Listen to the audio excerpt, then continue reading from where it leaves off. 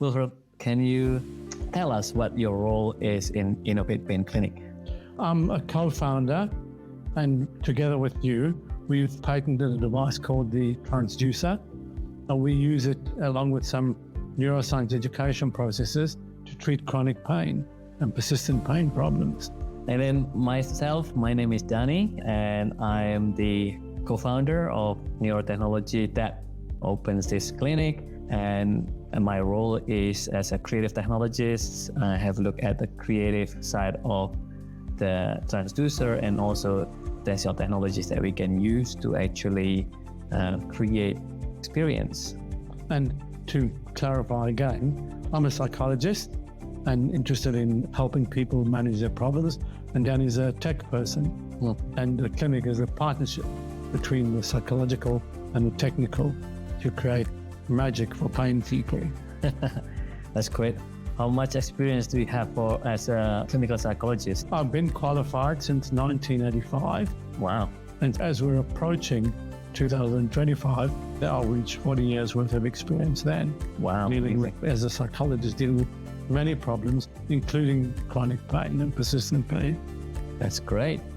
What is actually Innovate Pain Clinic, and how did you come up with the idea of it? Innovate Pain Clinic is where we're sitting now. It's a service developed by Neurotechnology, which is the company, to harness neuroplasticity and using virtual reality to treat chronic pain. The idea was actually born in Disneyland about 10 or 15 years ago, when I was actually watching people on the Connect, and they were playing games with the Xbox.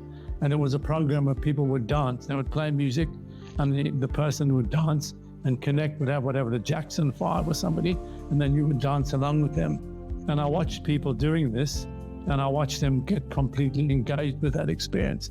And I was in America, obviously, because I was in Disneyland.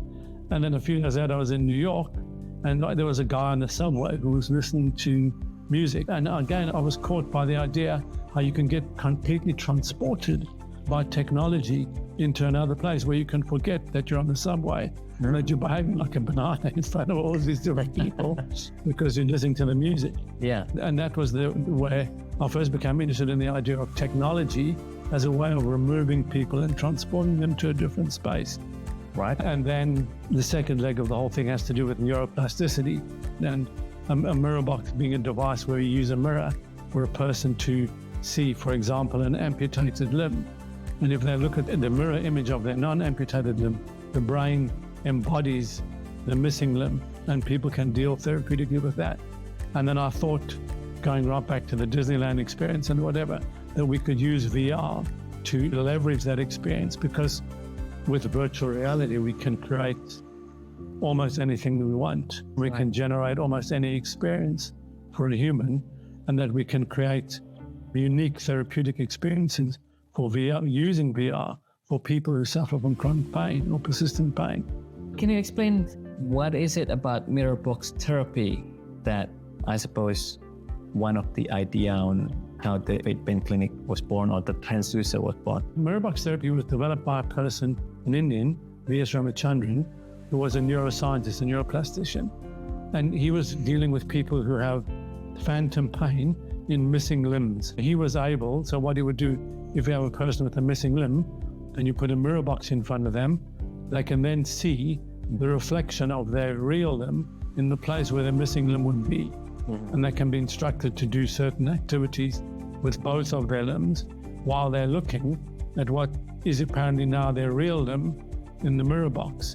And the brain looks at the reflection of the limb, and it embodies in the limb, it owns it as its own, and parts of the brain belonging to the missing limb fire up.